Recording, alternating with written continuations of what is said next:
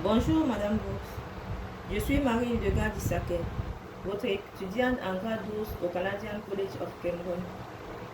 Je tiens à vous présenter mes vœux de santé, de bonheur, de prospérité et de longévité en cette nouvelle année.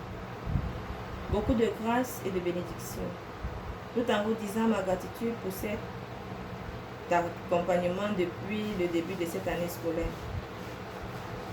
Dans le cadre de mon évaluation sommative, je vous présente ici l'option sélectionnée parmi les deux proposées, à savoir attirer les investissements étrangers.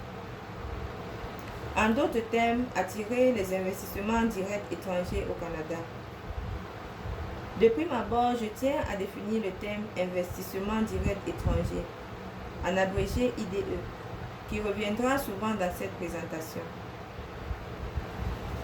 Les investissements directs étrangers sont des mouvements internationaux de capitaux réalisés pour créer, développer ou maintenir une filiale à l'étranger. Également pour contrôler une partie ou toutes les opérations commerciales d'une entreprise étrangère ou avoir une influence significative sur la gestion de celle-ci. Les IDE sont des éléments moteurs de la multinationalisation des entreprises et aussi une meilleure stratégie pour l'internalisation de celle-ci. Les motivations de mon choix pour le Canada, alors qu'il y a une pléthore de pays, sont les facteurs susceptibles d'attirer les investissements directs étrangers au Canada.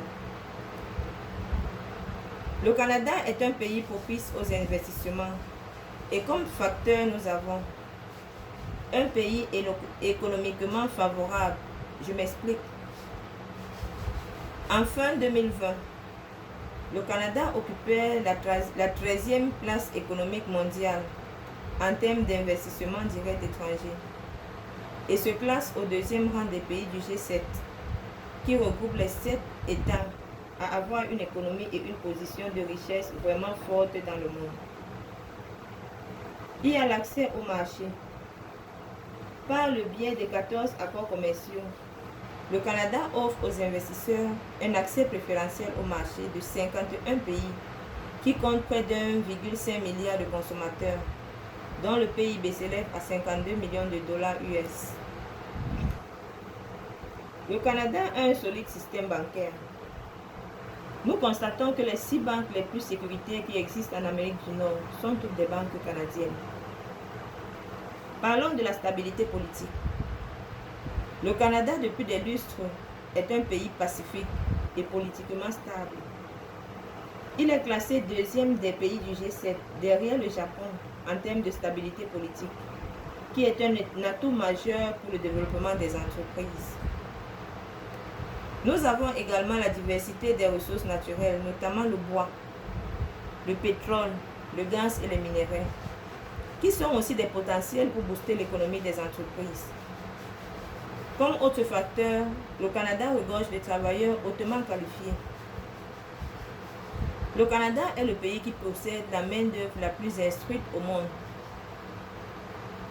59,4% des Canadiens âgés entre 25 et 64 ans sont titulaires d'un diplôme d'études postsecondaires. Le Canada également a un faible taux de corruption. Il est d'ailleurs classé 2e rang des pays du G7 et au 11e rang mondial selon l'indice de perception de corruption en 2020.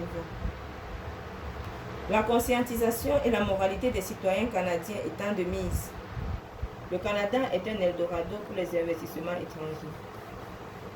Avec tout ce potentiel, il est important d'attirer les investissements étrangers et investir au Canada contribuera à augmenter l'indice de développement humain afin d'améliorer la qualité de vie des populations et aussi des migrants intégrés au Canada. Merci.